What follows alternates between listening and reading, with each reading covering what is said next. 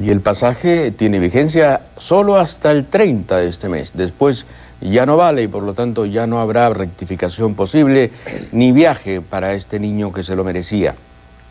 Si hay alguien que tiene autoridad moral y derecho para hablar de Sendero es el general Alberto Arciniega. Él combatió 68 veces con Sendero. Jamás fue acusado de violar los derechos humanos y ninguna comisión lo ha puesto en la picota. Justamente se enfrentó de puro coraje con la dictadura de Fujimori y se negó a poner al general Salinas Edó en una cárcel de delincuentes comunes. Por eso fue represaliado y por eso se tuvo que ir a la Argentina durante 6 años. Está con nosotros para hablar de asuntos que conciernen a la actualidad. Buenas noches, general. Buenas noches, señor César Hildebrand. Gracias por estar acá. Gracias a usted. Bien, usted no violó derechos humanos, pero muchos de sus colegas sí lo hicieron. ¿Qué hacer con eso entonces? ¿Cómo digerimos eso? ¿La Comisión de la Verdad es un buen sistema digestivo para digerir?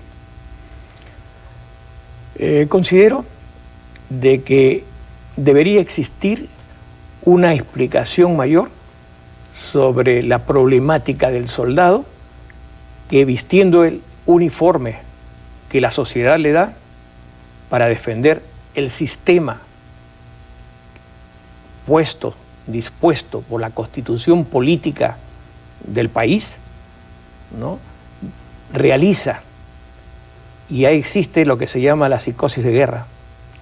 Y hay que entender que soldados se preparan con la esperanza de que su patria, el territorio donde nacieron y donde seguirán viviendo sus hijos, esté a salvo. Y nada más que con esa idea, que es hasta religiosa, no solamente patriótica, sino podemos compararla con una idea religiosa, es que los hombres son capaces de dar la vida en actos heroicos de los que yo he visto muchos.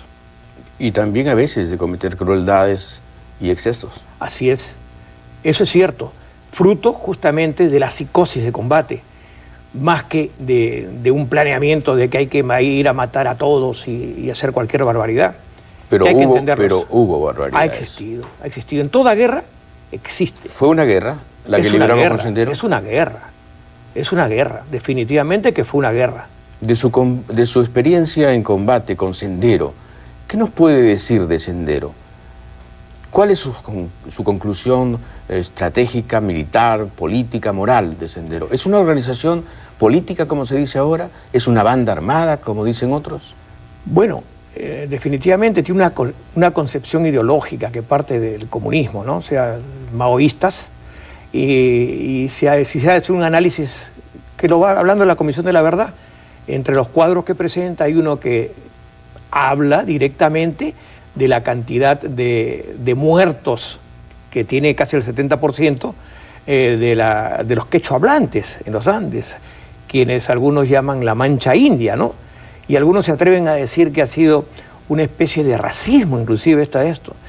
Pero se olvidan, eso lo hablan como políticos, como sociólogos, como antropólogos, como todo. Pero un concepto militar, se lo podría decir en este instante, que también lo tenía Sendero Luminoso, es que, como Mao, concebía que la guerra es del campo a la ciudad. Y la matanza de esa gente era porque pretendía que fueran sus soldados para llegar a ocupar las ciudades. Cosa que la Fuerza Armada se la fue quitando. Porque hay 3 etapas en esta guerra. ¿Los reclutaban a la fuerza? A la fuerza. He tenido, en el año 89, yo fui al Alto Guayaga y el Ucayali, al Frente Guayaga y Ucayali. Y en esos lugares estaban los campesinos cocaleros. Y llego y soy nombrado justamente en el mes, fines de marzo del 1989, como consecuencia de la matanza que Sendero Luminoso realiza en Uchiza, donde matan ya a los 2 oficiales a balazos y al alférez menos antiguo a machetazos, y además inclusive hace un juicio a 2 presos que habían en la cárcel de Uchiza, un juicio popular, y bueno, los matan a balazos ahí en Mina Plaza. O sea, ya estaba tomado toda la zona del Guayaga por Sendero Luminoso. 2 años anteriores había el Frente de Defensa de los Intereses del Guayaga, había realizado paros generales, donde la carretera marginal la cortaron pues cada 15 metros, había una ¿El zanja. Perú estuvo en peligro de caer en manos de Sendero? Yo pienso que sí, porque hay un momento decisivo como el que me tocó vivir, en donde se estaba produciendo una simbiosis entre el narcotráfico y Sendero Luminoso principalmente, porque en el 89, a principios del 89, el MRTA no entraba con los asuntos de narcotráfico todavía, inclusive ajusticiaba en las plazas a homosexuales, a drogadictos y a todas las cosas. Esa era su forma de comportarse con el pueblo del MRTA. Pero Sendero ya estaba. Cuando llegó el 89, prácticamente Sendero tenía controlado el Guayaga, que era una zona que había estado a cargo de la policía. Y que en febrero de 1989 la policía tuvo que suspender toditas las acciones contra el narcotráfico, contra el tráfico ilegal de drogas, porque habían asesinado los senderitas o los campesinos cocaleros, quienes sean, habían asesinado a varios miembros de CORA, que es una organización que se dedicaba a erradicar los arbustos de coca. ¿Cree usted que Sendero está rebrotando de una manera alarmante? Yo diría que no rebrota, es lo mismo. La estrategia esta militar... ¿Cómo no rebrota? O sea, que ahí ha estado... Latente. Latente. Latente. ¿Y sigue siendo un peligro? Por supuesto. Sigue siendo un peligro porque situaciones como la que está viviendo nuestro país, como la huelga del SUTEP, ¿no? La CGTP, bueno, que fue más o menos detenida y tranquilizada, pero son amenazas muy graves. El uso de una fuerza armada como policía en acciones para que no está preparada y que no le corresponde, porque lo que estoy hablándole yo de la intervención que tuve en la Fuerza Armada fue en apoyo de nuestro pueblo. Y tan es así que ahí en el Guayaga me tocó encontrarme con los campesinos cocaleros, a los que en el primer encuentro que tuve les manifesté pues que no iban a esperar que sus hijos sean drogadictos para que dejar y sembrar otra cosa. ¿Eran fieros los combatientes de Sendero? Totalmente, totalmente. Es más, hasta la ¿Eran forma, temibles? Sí, hasta la forma de reclutar a su gente, a los primeros que llevaban prácticamente a la fuerza, porque muchos de ellos me contaron de que si mataron hasta a su padre, y la madre llorando ahí le decía, ¿qué quiere que te mate a la madre también? Entonces se iban con ellos. Hasta esa forma criminal de enrolar a su gente.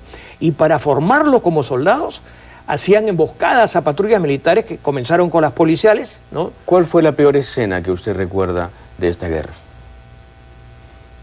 La que más lo conmovió. Yo diría un combate en Madre Mía.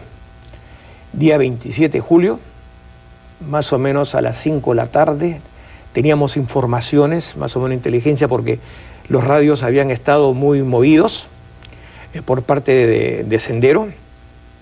Pedían choclitos, ametralladoras y cositas, granadas, estaban pidiendo para sentar un precedente sobre nosotros, que la Fuerza Armada, que habíamos conseguido que la policía ya pueda recomenzar su función de luchar contra el narcotráfico. Habíamos abierto la carretera marginal y estaba en seguridad porque empresas privadas como Palma El Espino, por ejemplo, ya se podía sacar su aceite, y seguíamos manteniendo. Entonces Madre Mía era un punto en la carretera marginal entre Aucayaco y Nuevo Progreso, ¿no? Entre Tocache y más para... ¿Y ahí se libró un combate? Sí, porque ellos lo planearon todo para cercar Nuevo Progreso, donde había una guarnición policial, y cercar Tulumayo en el otro lado, hacia el sur, en donde había otra guarnición policial, y donde estaba el ejército en Madre Mía, que teníamos alrededor de 40, 50 hombres no más, teníamos las máquinas del proyecto especial Alto Guayaga, que las hacíamos funcionar coordinando, porque la función del jefe político militar también no es muy bien entendida, cree que uno es un zar, un rey, un inca. No, es coordinar las cosas para que se recobre la seguridad y cada uno pueda cumplir su función como debe ser. Entonces, en esa zona, las máquinas existían en el proyecto especial del Alto Guayaga, que estaba en la sede en Aucayaco. Madre Mía de intermedio. ¿Atacó Sendero? Y atacó Sendero. Pero esas máquinas las manejaban soldados. ¿Y cómo terminó el combate? Terrible fue para ellos, pero ellos manifiestan hoy día de que es el gran triunfo de Madre Mía. Es más, adelantaron las pintas. ¿Por qué terrible para ellos? Porque... ¿Cuántos murieron? Aucayao, yo calculo más de 300 de ellos, de todas las informaciones que tengo. ¿Y de ustedes? Murió un suboficial, un sargento, hirieron al teniente que estaba a cargo en la pierna y también regresó. Pero ¿por qué fue terrible? Porque ellos pretendían atacar con un poco de luz, ¿no? 300, era como un herraje en alturas a un puesto que estaba en la marginal cerca al río. Entonces oscureció. Por ciertas medidas que tomamos nosotros, no atacaron. Y a la hora que atacan en la noche son técnicas especiales que hay que conocerlas, de señalamiento, inclusive se usan hasta rollo y papel higiénico para ver por dónde se va uno, para no confundirse en la noche. Y hay que no olvidarse que eso es selva, ¿no? Entonces atacan, la gente apenas escuchó la primera explosión, que ahí es donde murió el suboficial y el sargento, inmediatamente se replegaron a un sitio que había más abajo, un lugar intermedio. ¿Y fuego a discreción? Y ellos empezaron, fuego a discreción, y ellos empezaron a disparar y a juntarse y se dieron uno contra otro. Yo llamé a la Cruz Roja, que creo que fue la primera vez que se la llamaba para que viera, porque el día siguiente, que era 28 de julio,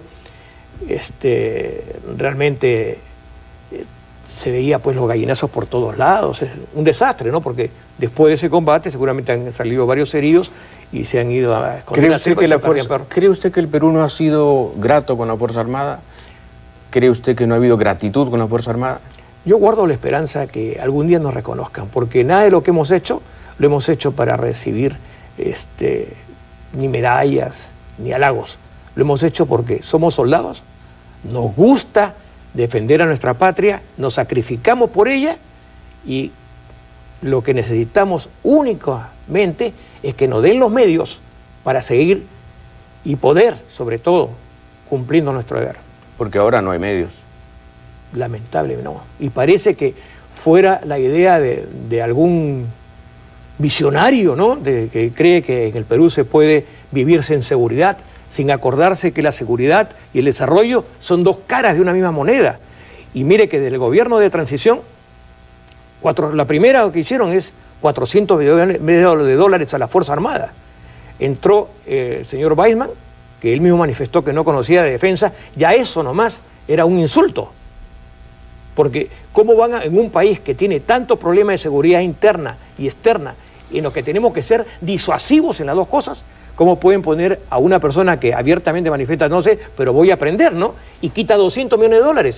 Después han seguido quitando más cosas, ¿no? Y de lo que sé, y uno se va enterando. Entonces hay una especie ahora hay una crisis de operatividad cabal en la Fuerza Armada, ¿no? Porque nosotros tenemos permanentemente planes disuasivos como son el Plan de Defensa Interior del Territorio, que es sumamente importante, porque eso no necesita estar en emergencia, sino eso es el que hace que toda la Fuerza Armada en el territorio nacional está dividido en partes entre la Fuerza Aérea, el Ejército y la Marina de Guerra del Perú, ¿no? Ahora, ¿admitirá que el desprestigio de la Fuerza Armada durante el fujimorismo, a través de personajes como Nicolás de Bari Hermosa, ha contribuido mucho a este desdén presupuestal respecto de ella, ¿no es cierto? ¿Le avergüenza a usted gente como Nicolás de Bari Hermosa? Mire, ¿qué puedo decirle a la persona que realmente destrozó mi vida, ¿no? Y lo hablo como soldado, ¿no? Y de mi familia en sus momentos, pero le hemos sabido superar.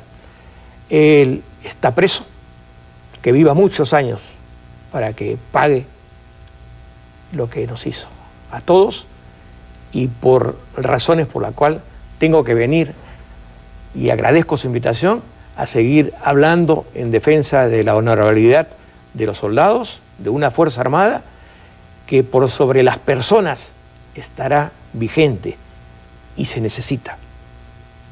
Ha sido el general Alberto Arcíniga con nosotros. Gracias por haber estado acá. Regresamos de inmediato.